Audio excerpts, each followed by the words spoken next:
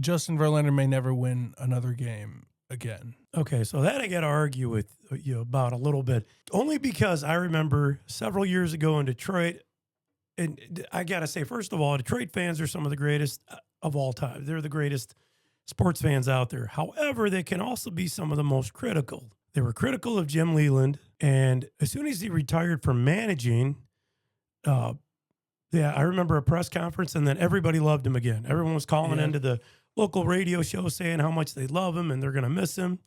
But they were so critical of every single move he did. Same thing with Justin Verlander when he had an off year. And the guy's a 3-time Cy Young Award winner. He can bounce back. Now, the biggest thing right now, wins. Well, I'll get into this. Since 1933, the first All-Star game, there have been over 4,200 instances in the MLB where pitchers have thrown at least 65 strikeouts as a starter prior to the All-Star break. Verlander is the only pitcher without a win. He's 0-7, 67 strikeouts, but he only in 15 games he's only had 26 runs of support from his team. That's horrible. It's less than 2 runs a game. You're not going to win a lot of games with just 2 runs. Offense. You just can't. No matter how good. He's had some extraordinary bad luck. Even Ben Verlander, his brother, who's an MLB Network guy, was talking about it. Like the way he's lost games have been kind of crazy because he's been pitching decently, but he's just gotten some really bad breaks, and it's affected him. A lot. The 4.72 ERA is really high, especially for him. So that certainly doesn't help, but he's still striking guys out. And obviously the win is the important thing, but like we were talking before, win is a team number. It's not, I think it was Clemens had almost no run support back. I think he was with Boston. An incredibly low ERA, and that kept him from the Cy Young, I believe. Which is dumb. He would have 8? He's got a lot. He has the record, some of right? it's steroid, and it was during the steroid era, and he's known for that. The guy, in my opinion, though, he was always awesome.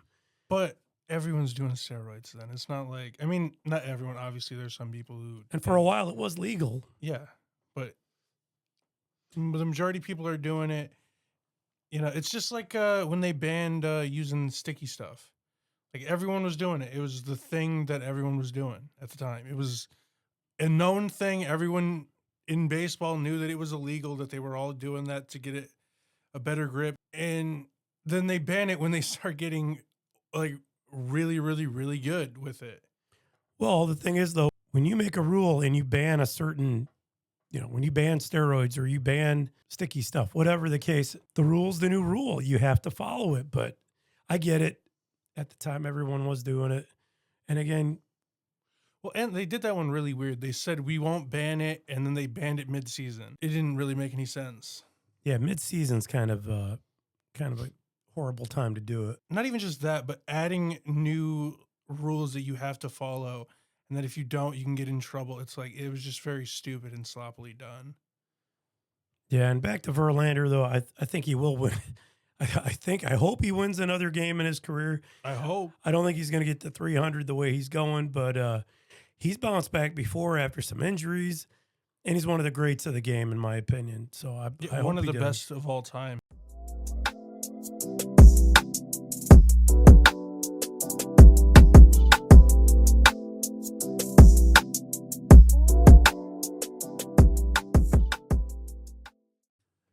Welcome, sports fans, to Everything Sports with Bill and Will. And this is our 4th episode of the podcast. Thank you for joining us. We got a lot to talk about today. Cal Raleigh AL record before the All-Star break in home runs. We got the Red Sox winning 10 straight. We've got Judge hitting his 350th home run. Manny Machado with his 2,000th hit. We got some old school facts about Pedro Martinez for the All-Star game. All-Star game update, of course.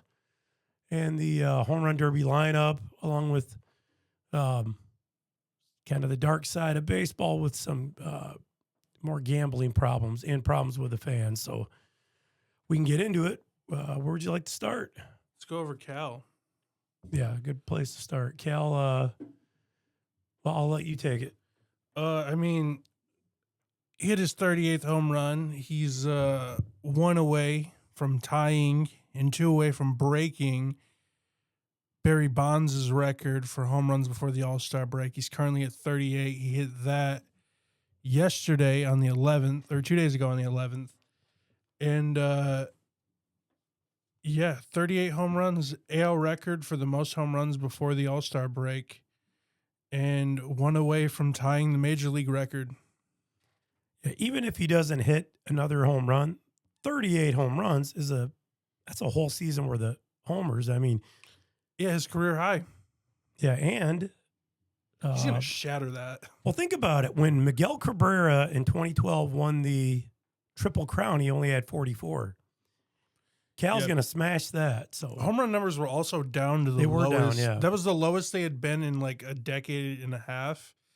Well, I think steroids have been part of the conversation since all 4 episodes just about. But just imagine, I know it's illegal, but if Miguel Cabrera in 2012 was on steroids, how many home runs that guy would have hit? He might have batted 400 for crying out loud. He hit 90. Triple Crown. Yeah. First since Ted Williams. Would have been nice to see, but I'm glad Miggy was straight and did everything the proper way and got a legit. Yeah, and then he got screwed over with a second. He would have been 2-time back-to-back Triple Crowns if it wasn't for Chris Davis. Still back-to-back MVP, that he cheated. Yeah. And using performance-enhancing drugs. Yeah, but see, if you take his home runs away, then you take the home runs away of all the other good. Well, take Barry Bonds 73 away. I don't like Barry Bonds. I don't really care about that. There's no record anymore. Yeah. Barry Bonds as a person's kind of got a bad rep, I think, but he's even before the steroid era. He's so fucking cocky, and nobody likes that. But, and that's why Albert Bell didn't get the... that is crazy. The more I see the numbers, they always show the side-by-side of the numbers between them. It is so obvious that I don't remember the year, but it was the Indians. It was in the 90s. Yeah. Albert Bell and Mo Vaughn.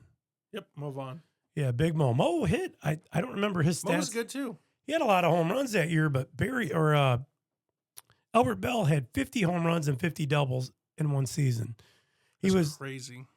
Yeah, he had I think he shattered some total base records or whatever. He was really, really good that year. Yeah. I thought he was a lock for the AL MVP and went to Mo Vaughn and is cited. The reason was because of his attitude, which to me, his locker room presence. Yeah, the MVP is. Yeah, I get why they did it. He's also a representative outside of baseball, and his attitude was a problem. Yeah. He's still every single number was better. And one day we'll do that as a topic. The biggest slights in history. That's definitely one of them. Like guys not winning the Cy Young that showed up. We talked Roger Clemens earlier, and some of the numbers, but I don't remember who he was up against. I'm sure that, and Maddox won it every year. So, but Greg is deserving though. He was so good. I mean, he has a type of game named after him, the Maddox. When you're that dominant of a pitcher, where they're naming like certain things after you, you're amazing. Which, for those who don't know, a Maddox is a complete game shutout in 100 or less pitches.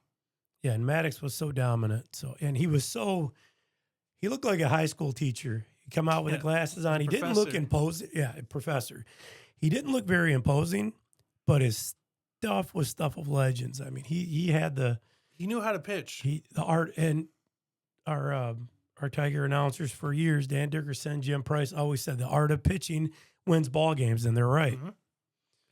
Yeah, he talked about in an interview he did, I can't remember who it was with, but he talked about how the way he would receive the ball back from the catcher would determine the pitch that he was going to throw. They had like such deep signs because they wanted to make sure that they fooled the hitter and that they were it was just a true art form. They were treating it like an art form, and he's one of the greatest ever. I mean, what, 320 some wins? He had 355 wins, which is insane.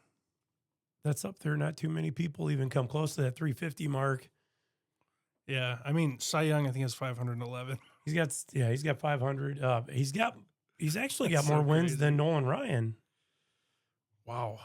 But we're talking the art of pitching. That 1995 Atlanta Braves staff was so incredible. Amazing. In fact, Albert Bell was on the opposing side with Cleveland Indians at the time, now the Cleveland Guardians.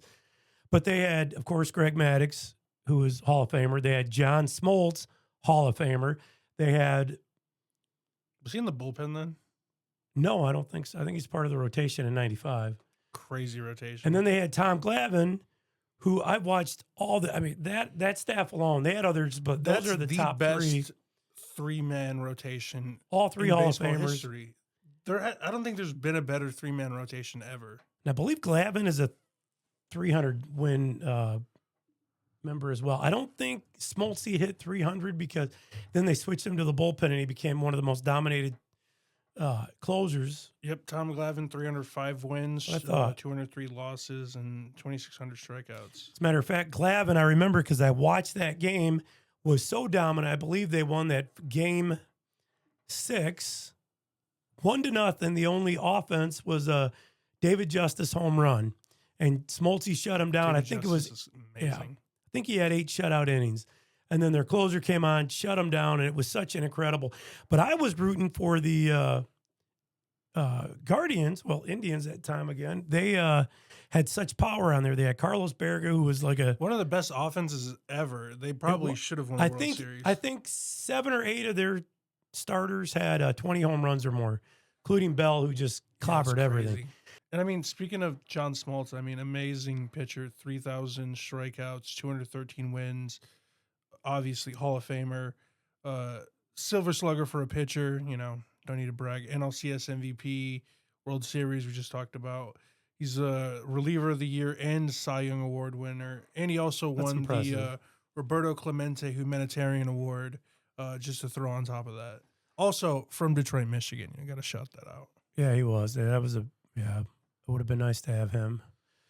Yeah, another Detroit native. It would have been nice to have Jeter as well. Oh, that's right. Yep. Kalamazoo. Well, I think we kind of went down the rabbit hole. We were actually talking about Cal Raleigh's record-breaking season, but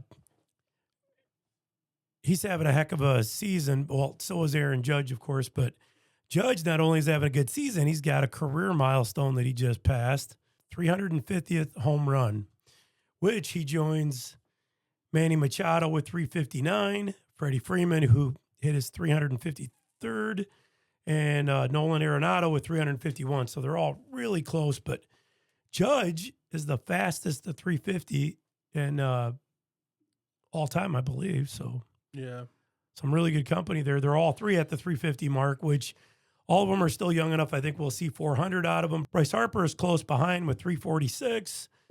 Yeah, Mike Trout is rapidly approaching. I think he's 5 away from his 400th. And, of course, Giancarlo Stanton is 432 now.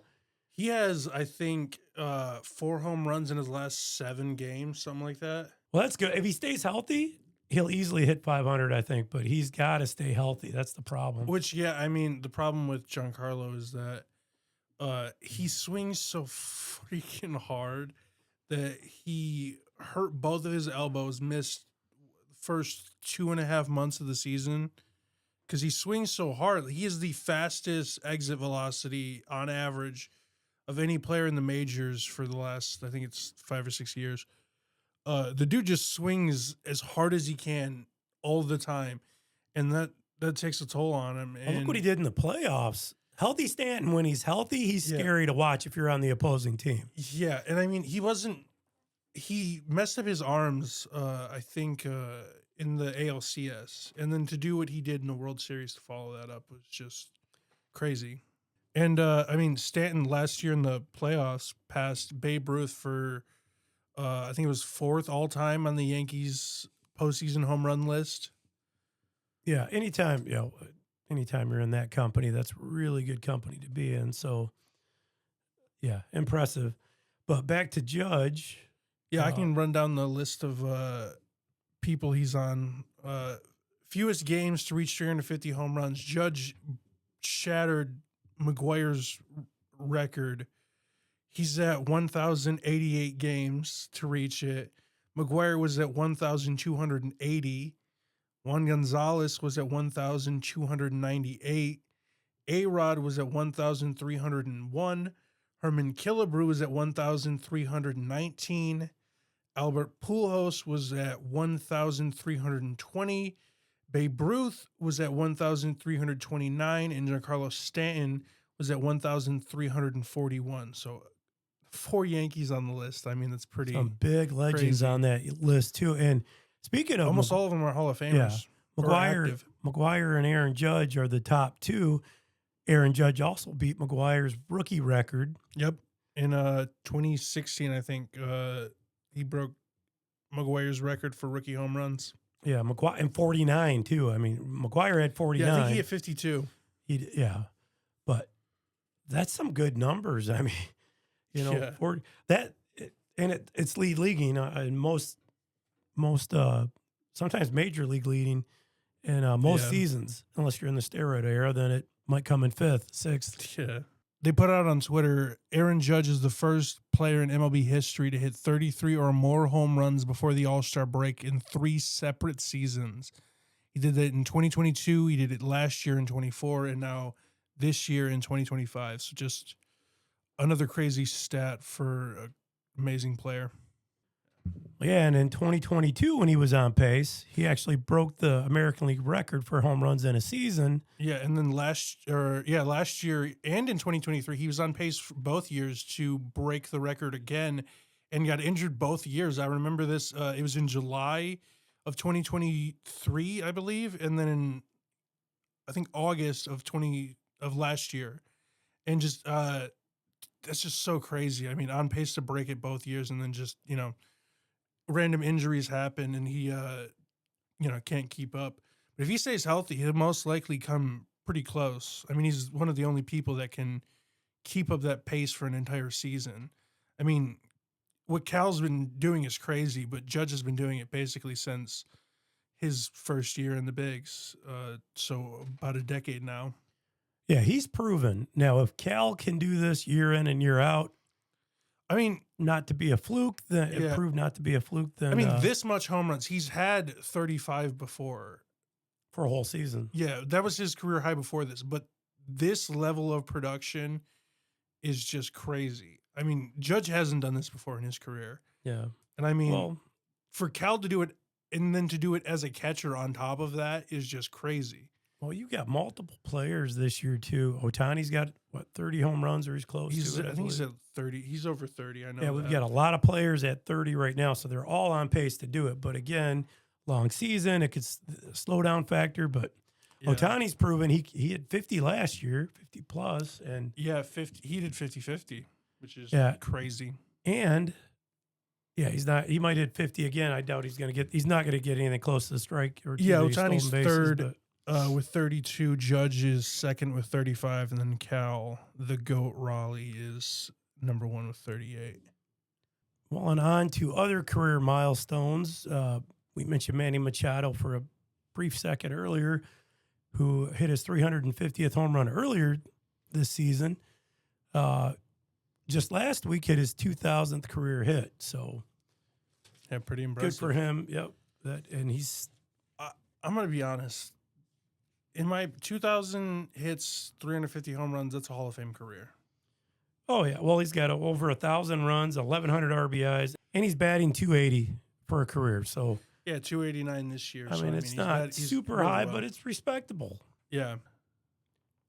And he's only 33 years old. So, I mean, you would think he can play close to that 40-year mark and maybe beyond. I mean, baseball's a little different. It's not as, it's hard, grueling season, but you're not getting beat up I guess it depends on how hard of a player you are, but sliding into bases, you do get tore up, but position as well. But for the most part, baseball doesn't take the baseball players don't take the same beating as the football players. But it's a long season, so yeah, a lot can happen. Yeah, it's more grueling on like your body over the course of a season than it is like over a night. But 33, I think he's got some good years in front of him. Yeah, I mean, he's got 2-time Gold Glover. He's a Platinum Glove winner, 2-time Silver Slugger, 7-time All-Star.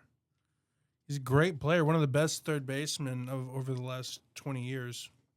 I mean, he's really, really good. He should have an MVP. I mean, he finished second in 2022 behind Paul Goldschmidt. He had a 298 average for the MVP. Oh, okay. For MVP. Yeah. He had 150 games, 32 home runs, 102 RBIs. Pretty respectable season. Just lost out to Paul Goldschmidt. Yeah, just a great player. He should have an MVP. He's so good. Well, being consistent, like Hank Aaron was so consistent during his time, never hit 50 home runs. The guy was the leader in home runs for decades until 98. So, but Hank Aaron's got an MVP behind him, but still he had over 22 years, I think. Yeah. He only has one. Yeah, that's what's crazy. He's only got one. As consistent as he was, 40 home runs, almost 44 home runs, 132 RBIs, a 322 average. Yeah, and then 1957 for the MVP for Hank Aaron. Yep. Is what you're referencing. But yeah, but only one with that storied career that he had and all the records that he set. But he was consistent day in and day out. Well, basically, though, good career so far, and he's got a lot more to show us, I hope. And there could be an MVP in his future. You never know. Yeah, hopefully he deserves it. Yep. Hey, sports fans, if you're in the great state of Michigan and you're in need of roofing, siding, gutters, or insulation, there's only one place to call, and that place is Excel Home Improvement out of Romulus. With over 60 years in business, they are third-generation, family-owned, and veteran-operated. They manufacture their own gutters and trim, so they're able to keep costs low while providing superior quality with unmatched service. They cover all of southeastern Michigan, including as far north as Bay City, all the way down to Monroe, and from Lansing to Port Huron. So give them a call today. That's Excel Home Improvement, 734-941-2800. Switching over to the All-Star game, we have the replacements for the All-Star game and the official starting pitchers. For the AL, of course, it is Tarik Skubal, our guy.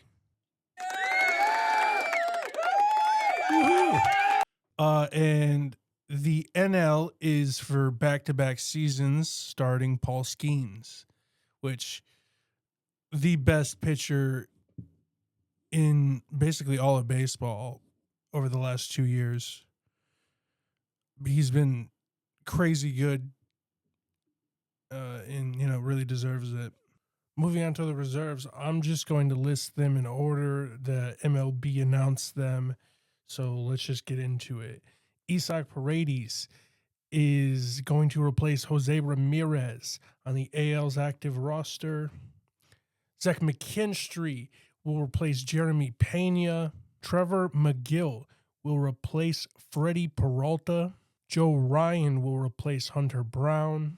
David Peterson will replace Robbie Ray, former Tiger. Carlos Rodon will replace his teammate Max Fried. Carlos Estevez will replace Jacob deGrom. Our guy, Casey Mize, will replace Garrett Crochet. Michael Garcia will replace Brandon Lau. Randy Arozarena will replace his teammate Julio Rodriguez. Drew Rasmussen will replace Yusei Kikuchi. Adrian Morillon will replace Zach Wheeler. And with the most controversial pick, Jacob Mizorowski, a rookie who has only played 5 MLB games, will be replacing Matthew Boyd, another former Tiger, in the NL's active roster. And yeah, I don't get that one. This caused a lot of controversy around baseball. I mean, I saw everyone talking about this. Ben Verlander, Chris Rose, just everyone that's around baseball that was talking about it. And I mean, I get it. There, people like Ranger Suarez and We talked about some of the biggest slights last week, but that's this one that's pretty bad. This one's I think weird that's to me. worse than not having Seo, and I think this is worse because there are several pitchers who are pitching amazing this year who have never been in an All-Star game, who have pitched well their entire career, who deserve it. And as to, I mean, like a veteran pitcher having to deal with that and being pushed aside for a guy who's only played 5 games, who hasn't proven himself at all. I mean, it's a little, you know, yeah, I really just don't get it. There's so many other pitchers that have put their time in that deserve it. In keeping with the All-Star lineup is the 2025 Home Run Derby participants. The participants are Matt Olson, Cal Raleigh, James Woods, O'Neill Cruz, Junior Caminero, Brian Buxton, Brent Rucker, and Jazz Chisholm Jr. And I think the odds-on favorite there's probably Cal Raleigh since he's blasting home runs. He's got already a season's worth of, for some people, it's 2 or 3 seasons worth of home runs already in one.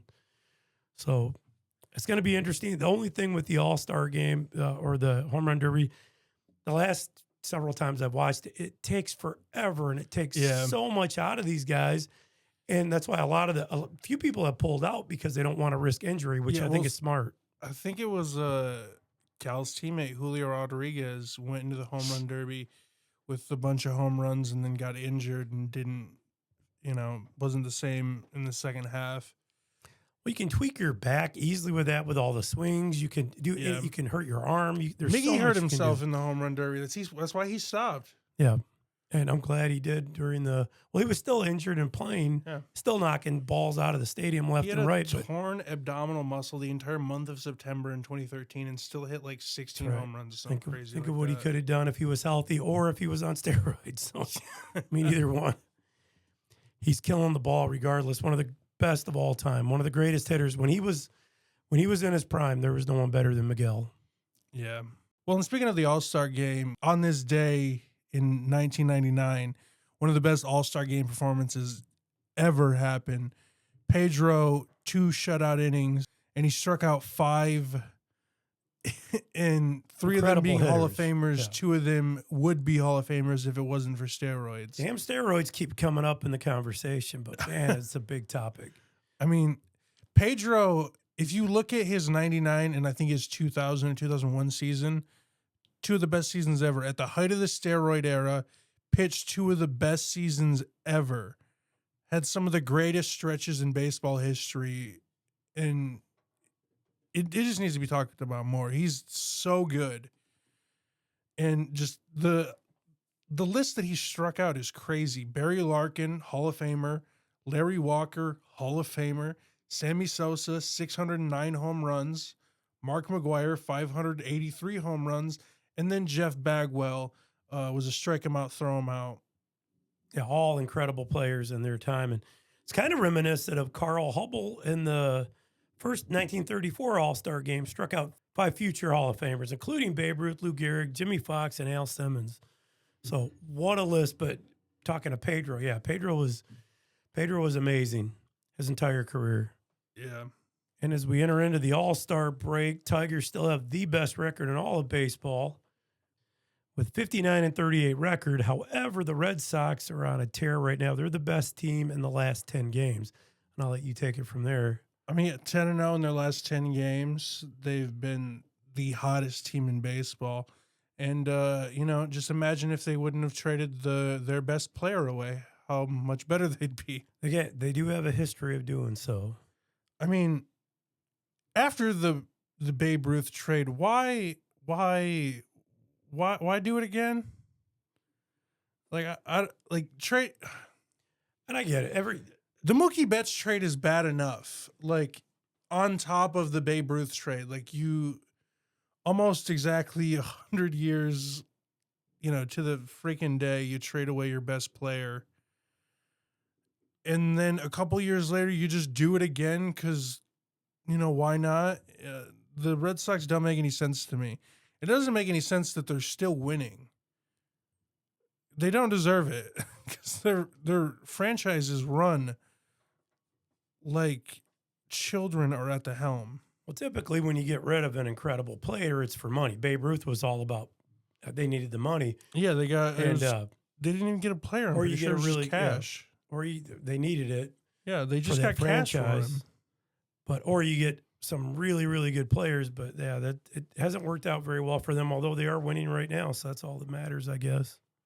Yeah, and Rafi's not panning out, but still, like there was literally no reason to get rid of Rafi. I mean, you could say the behind the scenes like drama stuff, but the majority of that seemed manufactured through the media, like people wanting to make a story out of everything.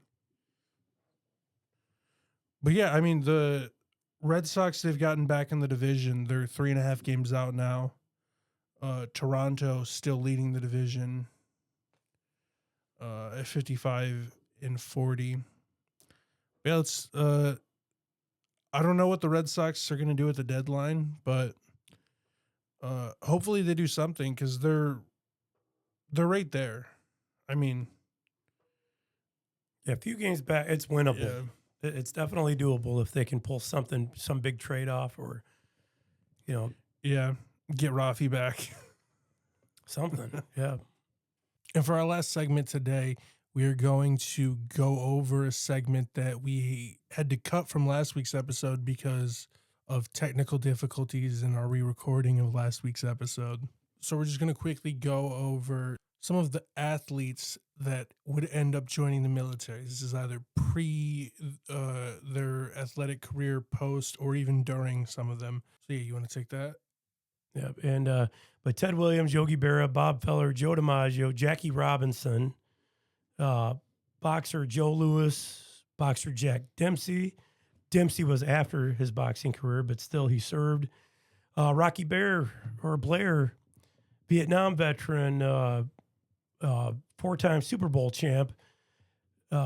He had a gunshot wound and a grenade wound during the Vietnam War, and he came back home and had a very Hall of Fame career.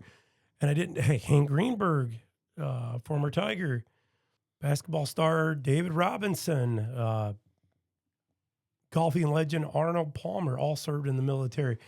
Roger Staubach, and actually for football, and most notable for football, I'd say Pat Tillman. And there's so many others, but Tillman was actually give up millions of dollars.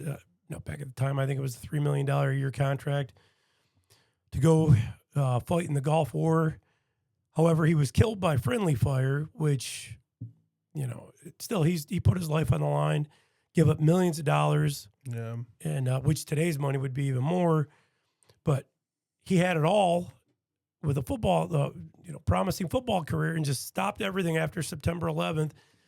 Was so motivated by the attack on the United States that he took up arms and went to fight. Now, he killed by friendly fire, but to me, he still served, still give his life, whether it's friendly or not. The Army, there's some controversy behind that. Yeah. Kind of denied it at first, then they finally came out and said it was friendly fire. And even when I served in the Marine Corps in 2003, we had a few guys killed. And the story that came out was that they were killed in action, which truthfully, they were trying to beat the heat. They slept under the back of I believe it was a big semi-trailer, which fell on them and crushed them. To me, I get it. If I found out my dad was a war hero, it's just a pride thing. But at the same time, I would want to know if that's a lie or not. The families deserve to know the truth. But I get it. It's even back in Vietnam, they called it winning of hearts and minds. They wanted to send feel-good stories home to the families. So it made the will to fight that much better. Because if you get all the bad stories, everybody wants to pull out of the war. Yeah, well, it lowers morale.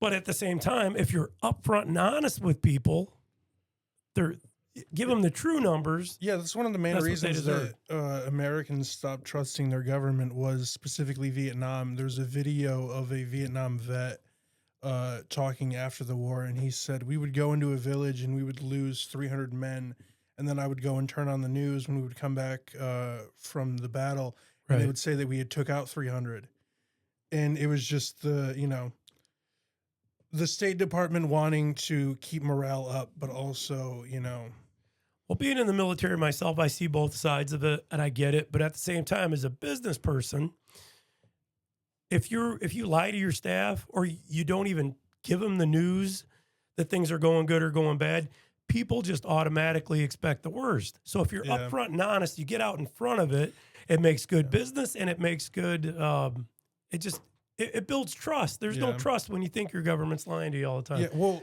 historically, militaries have always lied like that. The point is to tell the people that are in the military so they know the lie, so they're not out there like running with that. So at least they know. But like, I get the point. Yeah, I do too. But all these guys, and there's so many more. And again, I'm sure we missed. There's several. We could have done an hour on this.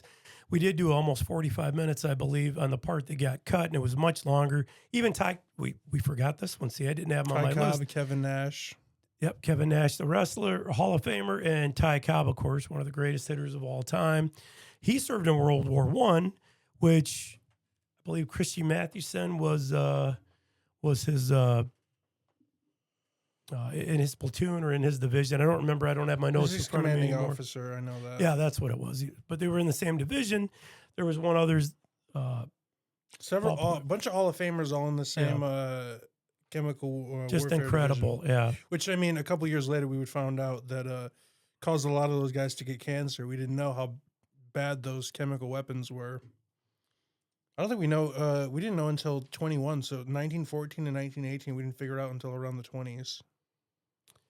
Yeah. Well, now we know, and at least we're putting people in harm's way, at least not with the chemical components of it, hopefully. But yeah, I think there's so many more that we don't mean to slight anybody, but anyone that served, past, present, future, man, woman, it doesn't matter. Shout out to all our military members, Army, Navy, Marine Corps, Coast Guard, National Guard, Air Force. All right. And before we get out of here, I want to give a quick shout out to my niece, Melody, and of course, your second cousin, and who informed me last week that cheer is indeed a sport. So who knew?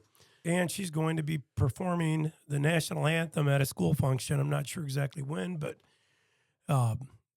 congrats on that. And she sung for me last week when she was at our house, and she's actually really good. So love you, kid. I know you'll do good, and have fun. And here's the random clip of the week.